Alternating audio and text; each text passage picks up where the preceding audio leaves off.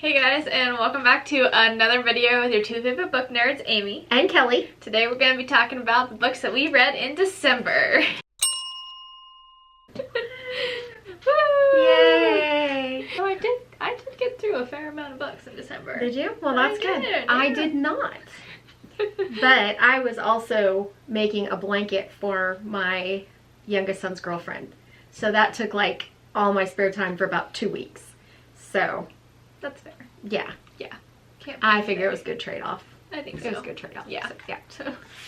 Could have been listening to an audiobook though while I was doing it, but I wasn't gonna say it, but since you did, yeah. Well, I don't know. I don't get into audiobooks as much as I do physical reading, so I don't know. That's fair. I mean, But I still could have done that. Oh well. Anyway, I didn't. There it is. It's fine. It is. Alright, well, let's go ahead and jump into our stats for the month of December. Do you want to go first? Do you want me to go first? I don't have very much, so I'll just go. Okay. Okay. Alright, so I read A Werewolf's Guide to Seducing a Vampire by Sarah Hawley, which was our buddy read in December.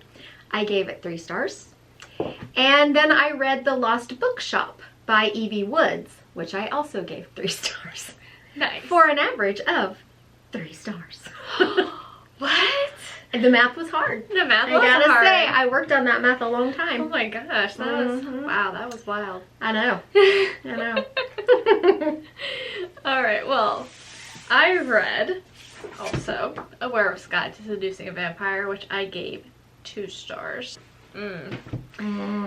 Also read Bright Young Women by Jessica Knoll, which was our book club book for November that we discussed in December.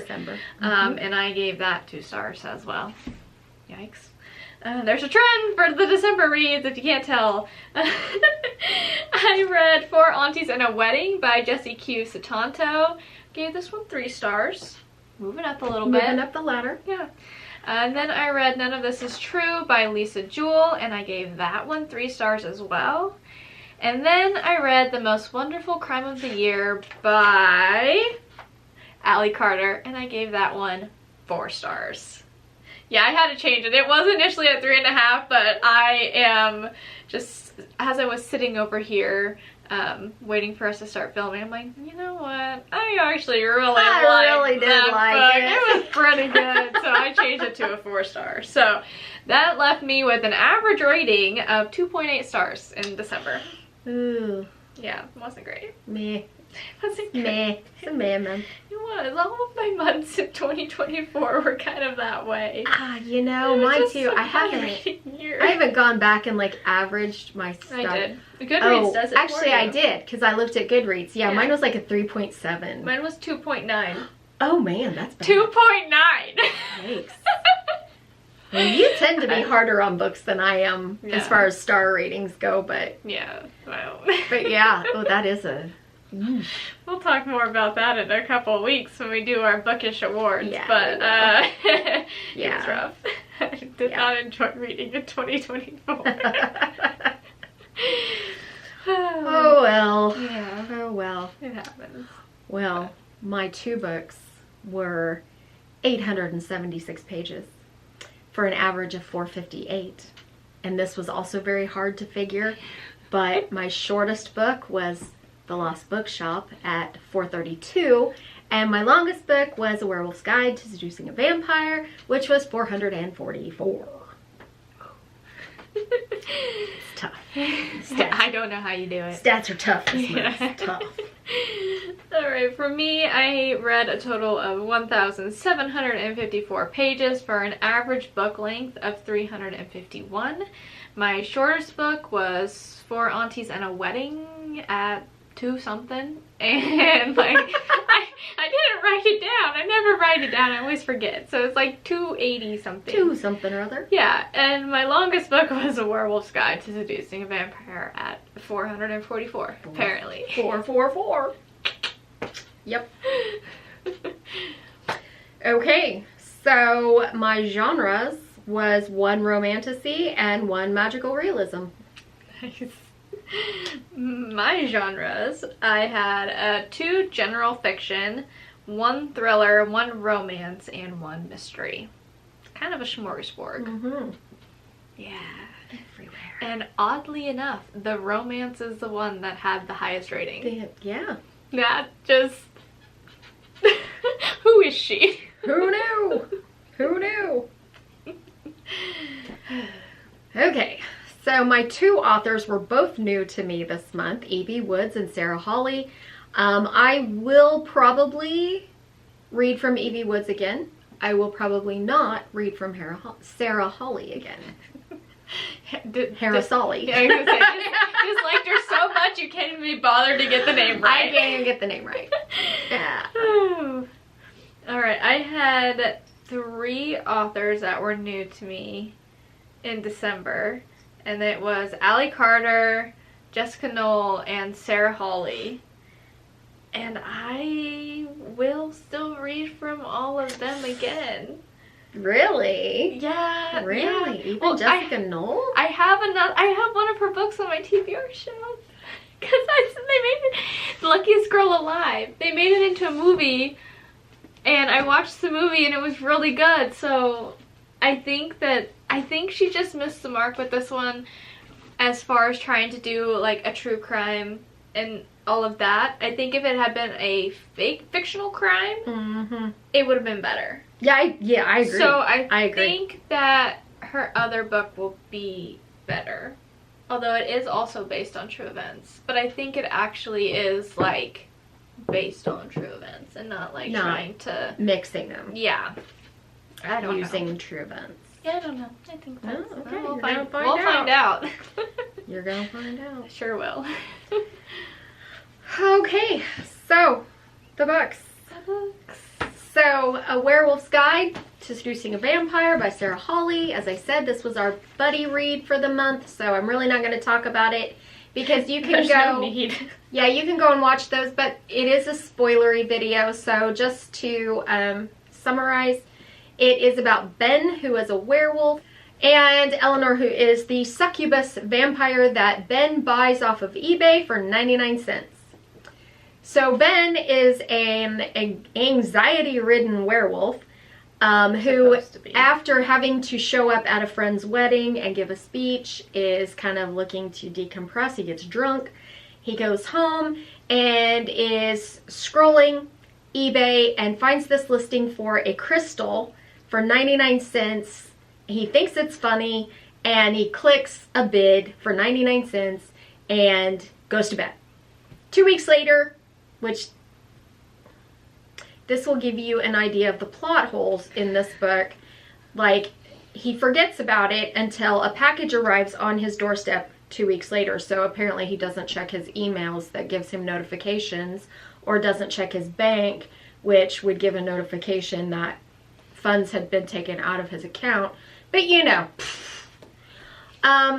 So anyway, it shows up on his doorstep, and out pops, of the crystal, pops Eleanor, the succubus vampire.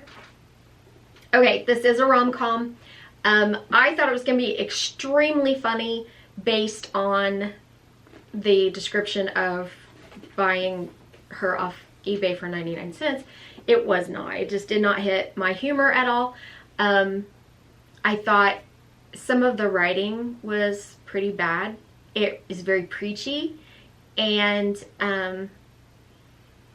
I liked Eleanor very much. I liked her character arc very much. Ben's I did not like. I didn't like Ben. I didn't like his character. There was no character arc for him, really. And so I just didn't really care for that at all. I really didn't care for how the plot went. There were plot holes all over the place, and not even analyzing it. I mean, they're just there and you fall into them. You can't miss them. Also, this book, which we did not know when we picked it up, is like the 3rd book, not in a series, but set in the same world. So some of the characters that are introduced, it's written like you should know who they are already. So while you can read it as a standalone, obviously you're going to get better knowledge if you've read the others already, which whatever, that's not the book's fault that we didn't look it up first. But anyway, I still gave it 3 stars because I liked Eleanor so much. I really did like her. I liked her character arc, and the spicy scenes in this are some of the best I've ever read. And I'm not a spicy connoisseur, so you can take that with a grain of salt, but they are some of the best I've ever read. They were really good. So, That's fair. yeah. That's fair. Okay, and then I read The Lost Bookshop by Evie Woods. And this is a book that kind of bounces back and forth between the past and the present. And it follows 3 different characters, Henry and Martha in the present, and it follows Martha and Henry in the present, and Opaline in the 1920s. So Martha is running away from an abusive relationship. Henry, this is in Ireland, this is in Dublin, by the way. Henry has traveled from London to Dublin. He is a book scholar. So he likes to track down like lost manuscripts. He likes to find old manuscripts and like research what they are.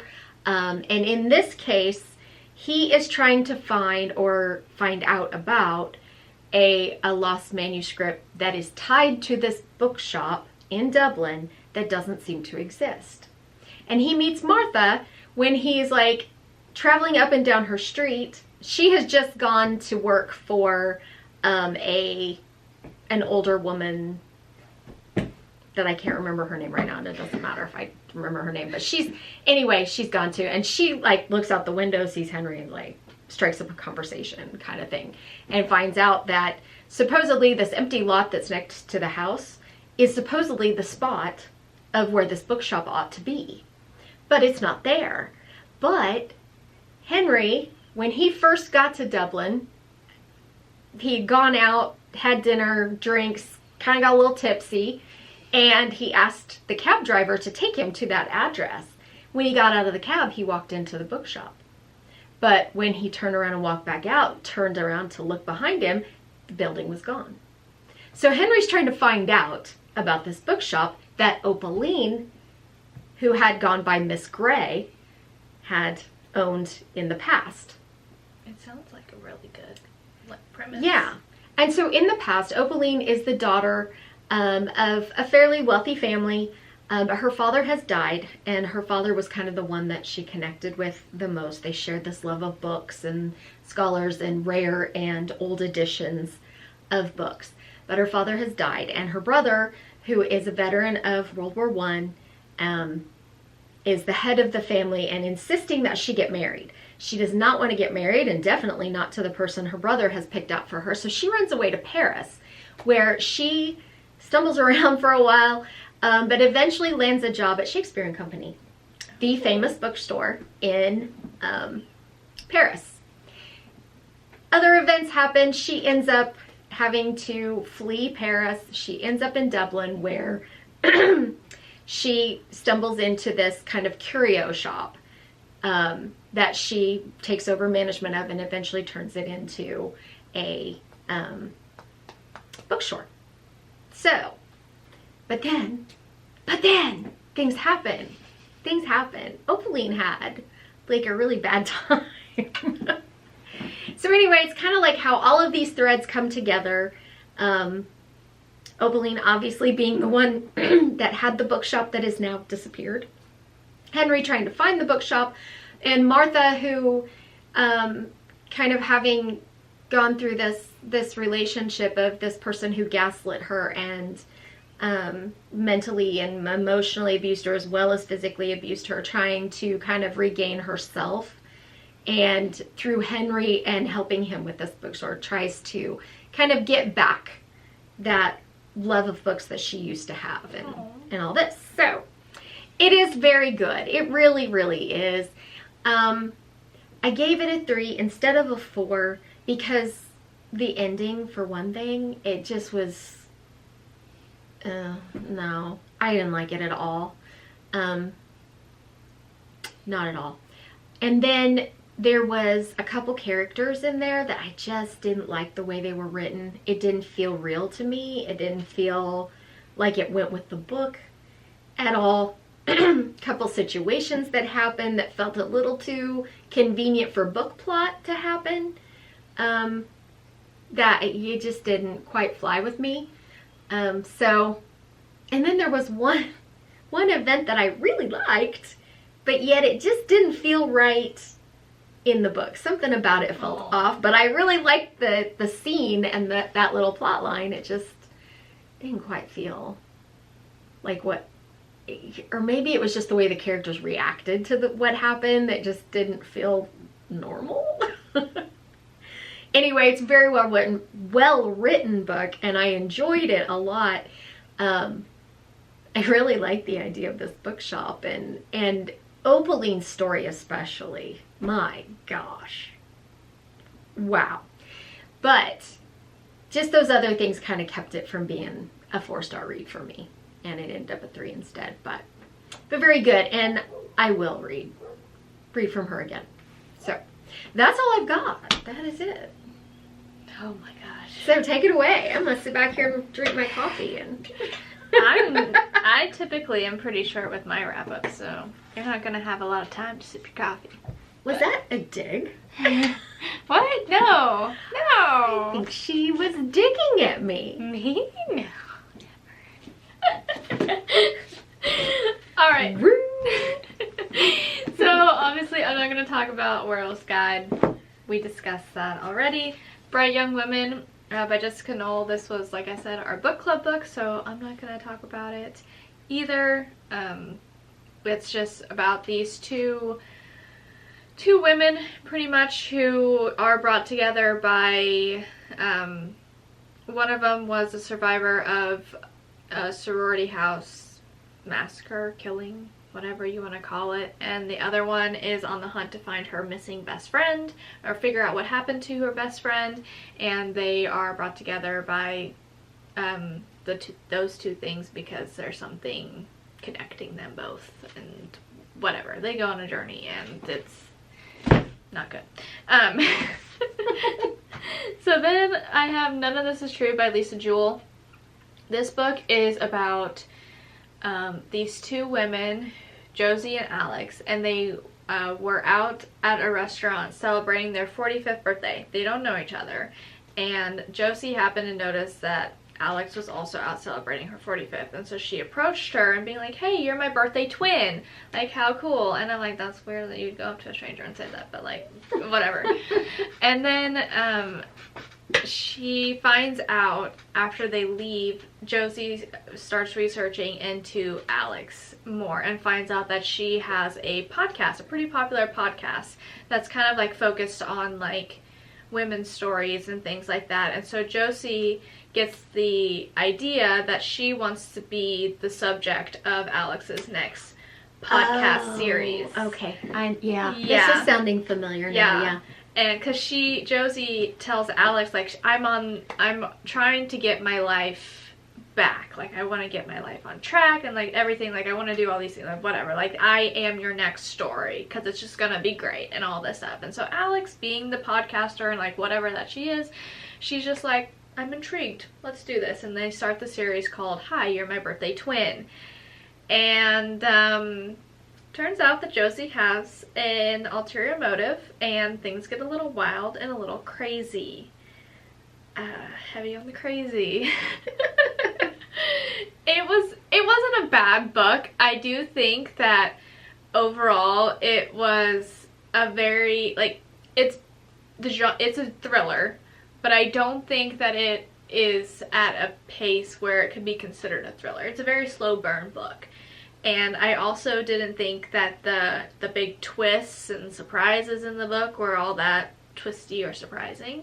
They were very predictable, which is really kind of sad. But there were some wild things that happened in this book. Definitely some parts that were unsettling. Some things that just did not need to happen at all. Like, they were too gross.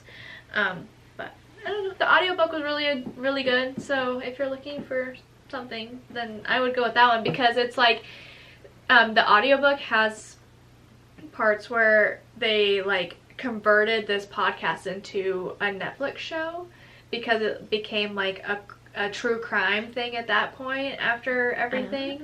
And so it's like, in the audiobook you have like the Netflix show like premiering this whatever is this, and then you have actual like clips from the podcast, and then you have Alex's point of view. Like, it's really good audiobook, so highly recommend that.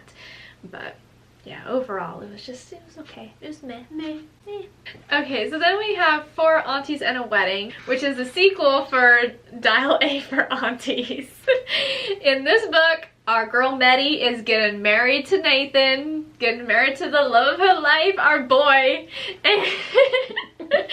And if you obviously have read Dial A for Aunties, there was a lot of wild hijinks from her mother and her 3 aunties in that one. And of course, with Meddy getting married, they all want to be involved in the wedding planning and all of that, and hijinks are going to ensue, and they do indeed.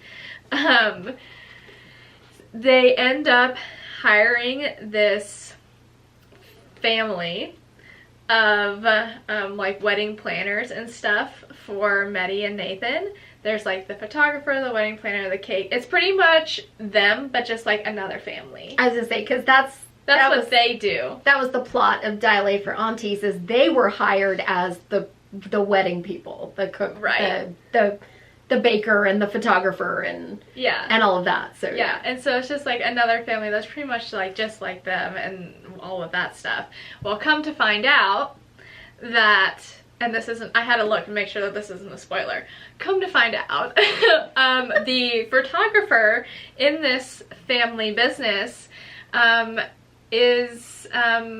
she gets caught by Meddy talking on the phone saying how there's a target at the wedding that they need to take out.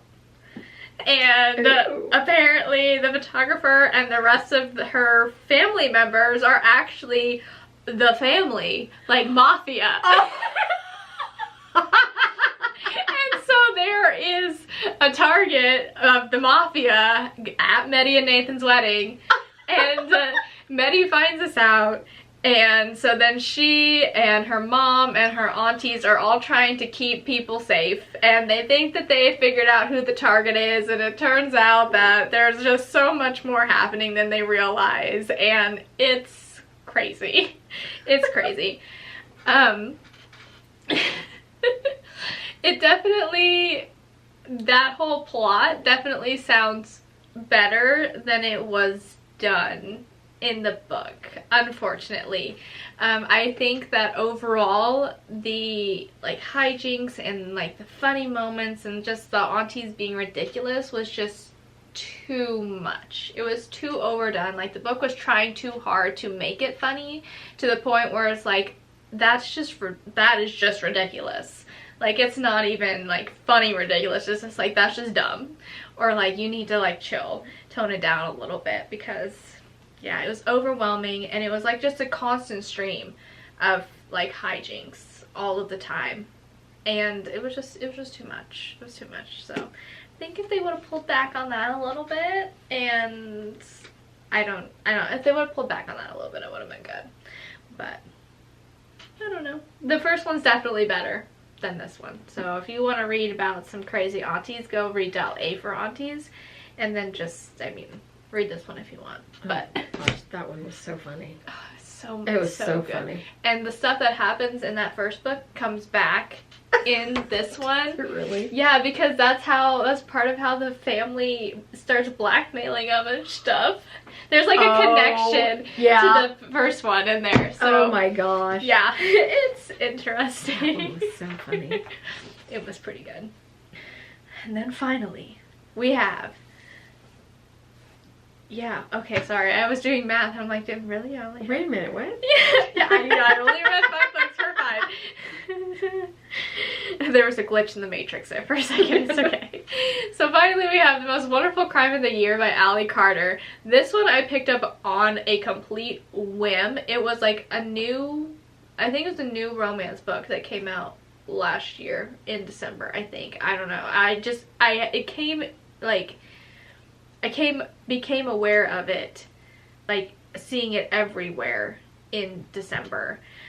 So I think it was a new release, but I saw that I had a free audiobook, so I'm like, why not? Let's do it. I'm gonna jump right in because it sounded interesting, and this is what it is. So in this book we have two thriller authors. We have Maggie Chase and Ethan Wyatt, and they are kind of like feuding thriller authors. Maggie hates Ethan, like hates him to his core, and Ethan has no idea why. And so he's always kind of like making fun of her and calling her by the wrong name and all of this stuff, and it just like makes her blood boil. Well, both Maggie and Ethan end up getting an invitation to go spend the Christmas holiday at the home of their biggest fan. And Maggie is hesitant at first. She doesn't know that Ethan also got this invitation. She's hesitant at first to go, but then her publisher or whatever is just like, trust me, you're gonna want to go and accept this invitation. So begrudgingly she does, finds out that Ethan's on the plane to go to this thing too, and then she gets all pissed off. And then they arrive at the home of their biggest fan, and it turns out that it is the home of one of the most like well-known, accomplished thriller authors that she grew up reading. Oh. And it's Eleanor, what was her name? Eleanor Ashley. So her favorite author of all time is one of her biggest fans, and has invited her to their home.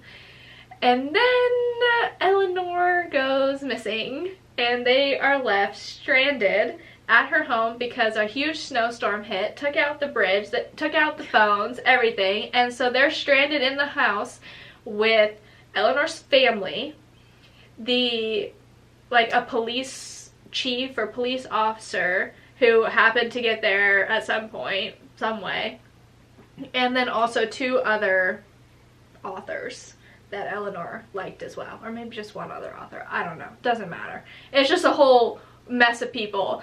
And it ends up coming down to Maggie and Ethan having to team up to try and figure out what happened to Eleanor, and they find out a whole bunch of other things have been going on, and that maybe Eleanor planned all of this to try and shed some light on the other things that had happened. Oh. So they're like living one of her thriller books, pretty much. Oh. Yeah, and of course, you know, they're gonna go through this whole thing, and it's the enemies to lovers trope or whatever. Like, he's misunderstood, and she hates him and then comes to love him, and it was cute. This book was so much fun. Okay, like I know that it's a romance, but also it's not just a romance. Like, that wasn't the main theme of the whole book. Like, them falling for each other was not the main theme. Like, the thriller, the mystery was more of the main theme of this book, and the romance was there. It was part of it. Yeah, and it was also really funny. So, did you watch the movie Knives Out? Yeah. Yeah. This is oh, like, I love that movie. Yeah. Okay. Like, the most wonderful Christmas. Okay, I have seen. Is it like the cover have the Christmas tree with and they're on either side of the. Okay, yeah, I've read that. The cover doesn't do it justice. The cover could have been better. But yeah, I just had so much fun with it, and when I had saw that somebody had compared this book to Knives Out, I have to agree with that one. Like, it's good. Like, there were moments where I was like laughing out loud, or I was smiling, and the romance was cute. I didn't think that it was perfect, and I thought some things were just like, really? But what saved it was the fact that it wasn't like so in your face, just the romance. Yeah, like all of the other things that were happening. Like, it was a true rom-com thriller, and I really liked it. I have been like craving just a good romp of a book, you know? Yeah. So I think this one was good. Although I will admit, the ending and the villain reveal and like all of that, I did not like it. And that's why I couldn't give this book 5 stars, because I really just I was like, are you kidding me? That is so weak. And it was like so fast. It wrapped up so fast. Yeah. And I'm I like, don't like it when it does that either. that's so sad. But it sounds like it was a good time Yeah. getting there. So It was. And it's kind of cheesy, like the mystery stuff, it's kind of cheesy, but like, that's what I was looking for at that time anyway, because I was looking for just like a fun December Christmassy read, and this one delivered, so definitely recommend it, for sure. because I also just started reading the first book of the Stormlight Archive, Way of Kings, which is like this big. Yeah. And it's like almost 1,200 pages long. Mm-hmm. And it's very dark. So I know I'm not going to be able to, I probably won't finish it this month, honestly. It's really engaging. I don't have trouble reading it, but it's just like exhaustive, you know? Yeah. Because I mean, I've been reading like every night for the last week for at least an hour, and I'm only 15% in. It just, and I love it. I love it so far, but it's like, it really takes its time. Mm-hmm. And so you can't, it's like, oh my God, you can only do so much, you know? Yeah.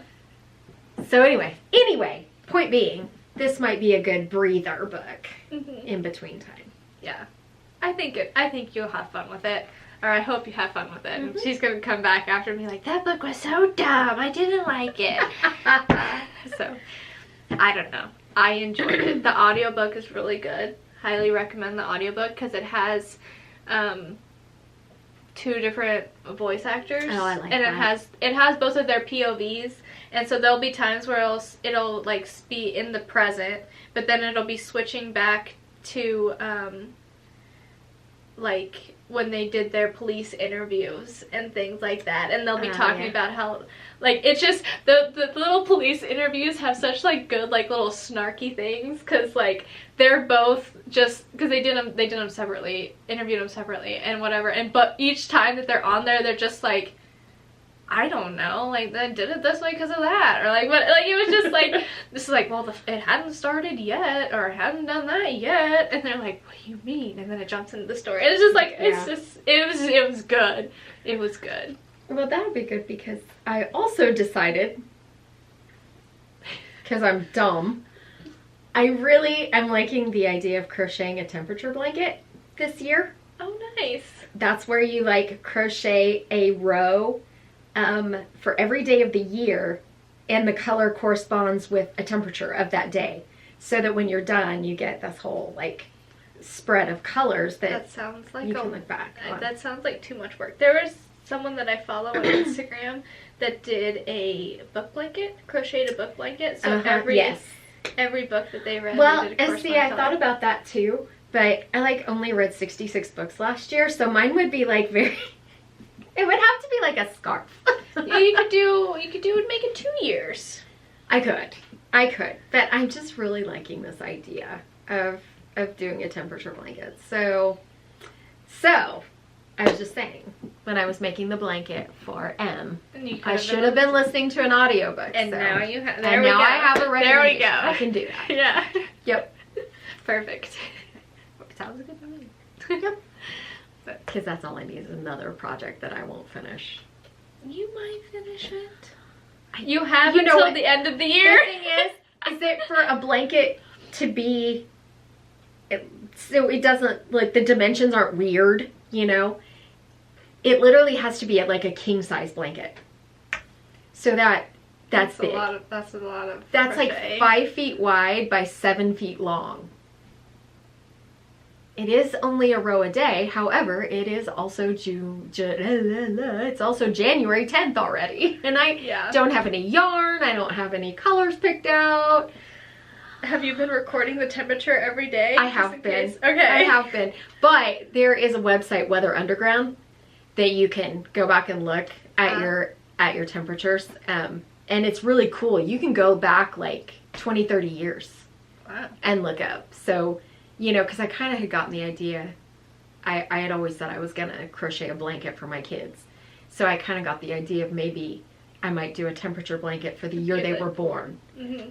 So I was looking back at the temperatures, especially like like my one son was born in a snowstorm. So like seeing the temperatures around the day he was born was kind of cool. So I don't know. Like I said, just a bunch more projects that I won't get done. Like the blanket that I made for M was out of yarn that I have had for 6 years now, because I was going to make a blanket for my oldest son for his graduation. And I didn't do it. So I had the yarn, so I made it for M, but that's how my projects go. So anyway. It's fine. It's fine. Anyway, big tangent. No, you're It's good. not a crochet channel. No, but it's interesting because I feel like most book nerds have like cozy hobbies like that Yeah. in addition to reading, so Yeah. it makes sense. I mean, if I had the time and the skill, I would 100% crochet a blanket. The skill. Oh my Don't have gosh. the skill. Please. I've seen what she crochets. She has the skill. She just doesn't have the interest. I have the interest, I don't have the time. Audiobooks. You do audiobooks all the time. When she's driving. She's driving somewhere else when she does audiobooks. So, yeah. And I listen to them at work and when I'm driving. Like on the way here, I was listening to an audiobook. And I'll listen to one on the way back because it's really good. Because it's really good. It's a good book. Oh.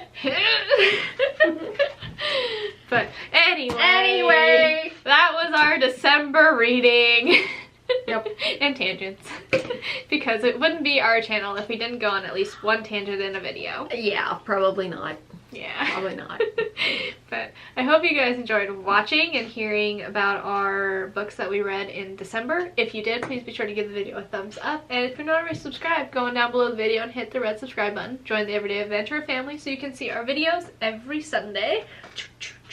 2020. Sunday. Exactly. 2025 is our year. It is. Consistent content. We're gonna be good. And provided TikTok doesn't get banned, we're gonna be better about that too. Yes. But if it does, We'll still have other stuff on YouTube. Yeah. And Instagram. And Instagram. Yeah. So yeah, at Everyday Epic Book Club. Go check us out over there. We've been doing pretty good at being fairly consistent already. Like we're doing all right. Fairly. We got about a post a day. She finally gave me the login information so I can help post. Because if you saw my Instagram that I haven't posted for like 2 years. Oops. It happens. You never know. Again, projects I don't ever finish. It's okay. At least with this one, I'll be over here just be like, so, are you gonna post anything this week? Got any book reviews? Yeah, you're gonna have to give me like goals, like every targets. week. Yeah, every week Yeah. I'll write out the things that you need to post. Like my monthly targets, like. Well, that's why I sent you a picture of the calendar. I know. So that way you had ideas and things. I know. I will say that like writing book reviews again will be much easier than trying to do my 1-minute book reviews, because I work from home basically, and I work around a bunch of men who really don't care what I look like. So most of the time my hair is up in some form of a messy bun. I have like little to no makeup on. I am in grungy t-shirts and jeans. And so after work I'd have to come home, I'd have to do myself up just to film a 1-minute TikTok. I don't think so. So yeah, in that way that will be easier. Sure, I'll get more done. Sure I will. Mm-hmm. Like I said, you're gonna have to give me like target goals. Like, okay, for the month of January, you have to do this many posts. There we go. Okay. Okay. Sounds good. All done. Okay, cool. Well, I'm all done too, so. All right, well, in addition to all of that, make sure you check out the rest of Amy's channel, because it's not just book stuff. There's lots of home, That's a new one. Okay, so, start over. I'm keeping it in. Start over. check out the rest of Amy's channel because there's lots of other content like home renovations and deep cleanings and decorating for holidays, especially the spooky season videos because she does love her some spooky season. And there's also a new feature of cooking, which is so clucking good with our friend Cass. And if that's not enough, you can head over to her blog where she has other features like Watch It Wednesdays, where she reviews Netflix videos, and also Foodie Fridays, where she does restaurant reviews. And although I said it's not just book content, we now have 3 years worth of book content on the channel, so you can always go back and look at our backlog and, well, hopefully see how far we've come from, from the beginning. Anyway, check it all out and become a part of the entire Everyday Adventurer family. Well, on that note, Cherry crease. Like I said, I hope you guys enjoyed watching this video, and I'm Amy. And I'm Kelly. And we are The The Everyday Everyday Epic. We'll see y'all in the next one. Bye.